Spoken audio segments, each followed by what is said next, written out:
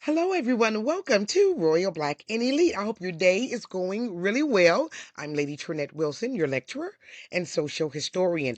I just wanted to come by quickly and pay tribute to T.K. Carter, who passed. I'm so, sad to see so many greats leave us so early in life. And it's like a jewel to be able to live past 70, evidently, in Hollywood. So I wanted to pay tribute to his life. I want to welcome everybody. Hi, Royalers.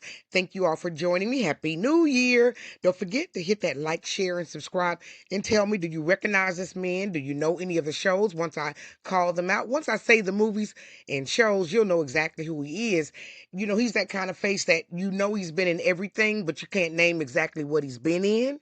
And so after today, you'll know exactly what he's been in. Now, he was born on December the 18th, 1956 in New York, but he was raised in Southern California in the Gabriel Valley.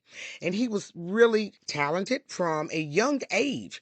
And he broke into the business in 1982 with The Thing. Well, he became big once he was on The Thing. So did you ever see that show? He was born Thomas Kent Carter. So that's why they call him TK, TK Carter.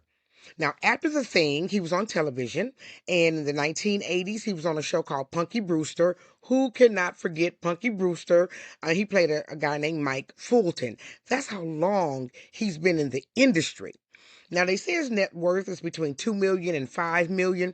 So to work that long in Hollywood, you can see how hard it is to really remain, active, to be keep getting calls and to be able to keep your family intact. Very, very difficult. So kudos to him. So he was in Punky Brewster way back in the 1980s, but he also appeared in some other shows, things like Family Matters, A Different World, How to Get Away with Murder, The Sinbad Show, and one show you may know is Space Jam.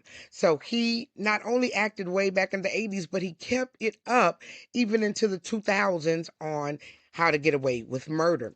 He reminds me of kind of like Morgan Freeman. He never aged. He just was always appropriate for every role that he played.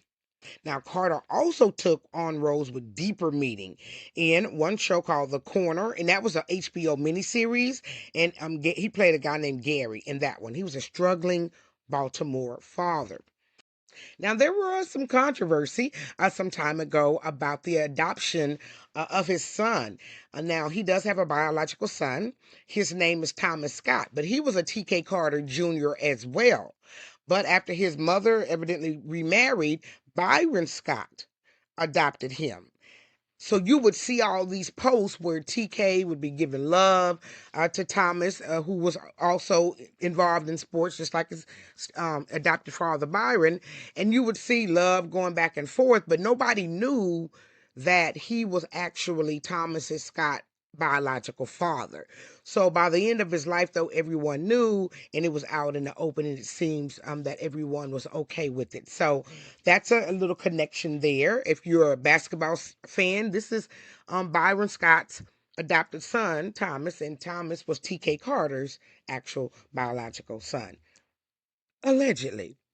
So he passed today. We want to give our condolences to him. He was found unresponsive by his wife, Janet, and he and Janet had been together for several years.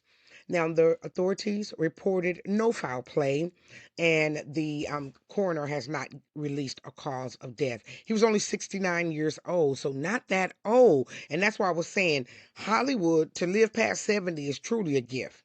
So we want to thank you for all of the wonderful work that you've done over the years, TK.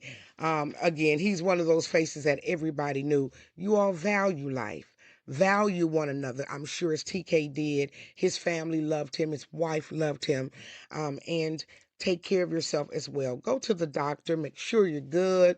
Eating well, if you have high blood pressure, if you have diabetes, anything like that going on, make sure you check on that. And most of all, make sure that you're dealing with stress.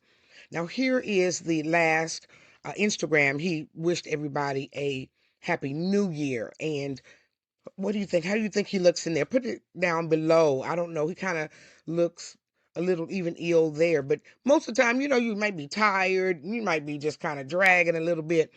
But you never think a few days later you would be passed away. 9, 10 days later, you'd be gone.